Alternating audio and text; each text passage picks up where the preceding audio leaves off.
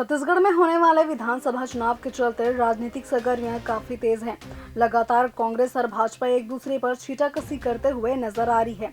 वहीं बीते दिनों जयराम रमेश के बयान ने भाजपा को बोलने का एक और मौका दे दिया है। बता दें कि कांग्रेस नेता जयराम रमेश ने बीते दिनों एक प्रेस वार्ता को संबोधित किया था। इस दौरान उन्होंने धान खरीदे के मुद्दे को लेकर कहा कि केंद्र 2200 रुपए धान खरीदी का देती है, जबकि सिर्फ 600 रुपए राज्य सरकार देती है।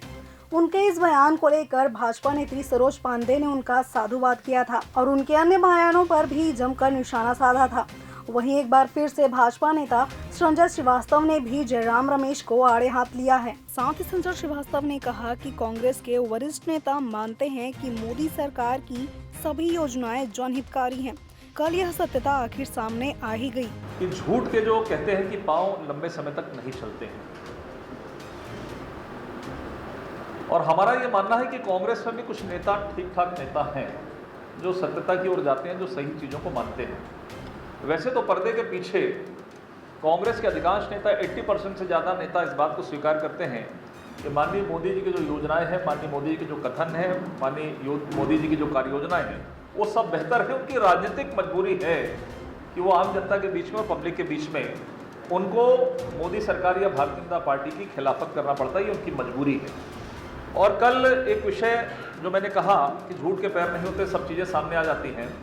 कल यही हुआ कि जो कांग्रेस संचार विभाग के जो प्रभारी महासचिव हैं, कांग्रेस के वरिष्ठ नेता जयराम रमेश जी ने जो बुधवार को कल यानी राजधानी में जो पत्रकार के सामने स्वीकार किया, आप सब भी थे, आपके कैमरों में सब कैद हैं, कि धान खरीदी की जो 80% राशि है, तो हम लोगों ने भी बताया, सब आप स्वीकार भी करते हैं, एमएसपी क्या होता है सब जानते हैं, लेकिन कांग्रेस इसको नकारती रही, झूठ का पुलिंदा फैलाकर कि नहीं हम ही पैसा देते हैं।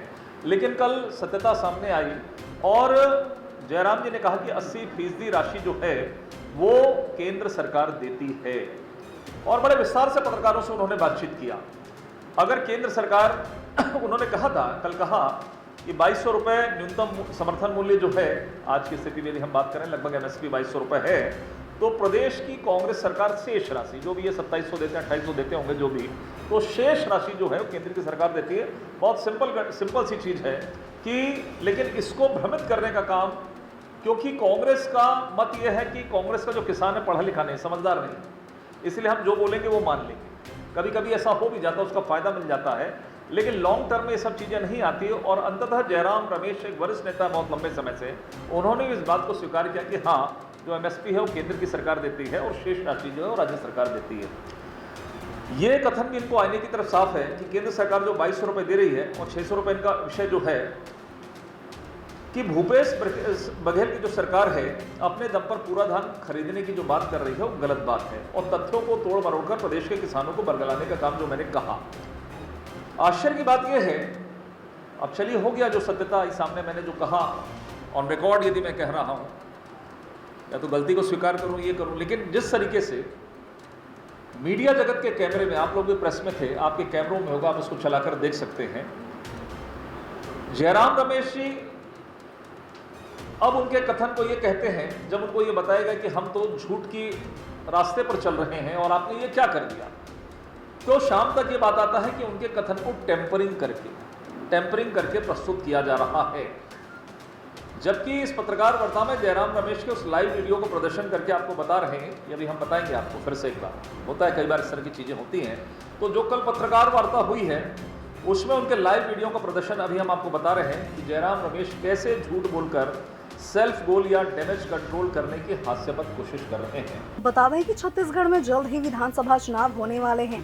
ऐसे में भाजपा और कांग्रेस लगातार एक दूसरे पर हमलावर हो रही हैं। जयराम रमेश के धान खरीदी वाले बयान से राजनीतिक गलियारों में हलचलें काफी तेज हो गई हैं। अब आगे देखने वाली बात होगी कि भाजपा नेत्री सरोज पांडे और संजय श्रीवास्तव के बाद भाजपा का कौन सा नेता जयराम रमेश और कांग्रेस को घेरते हुए नजर आता है।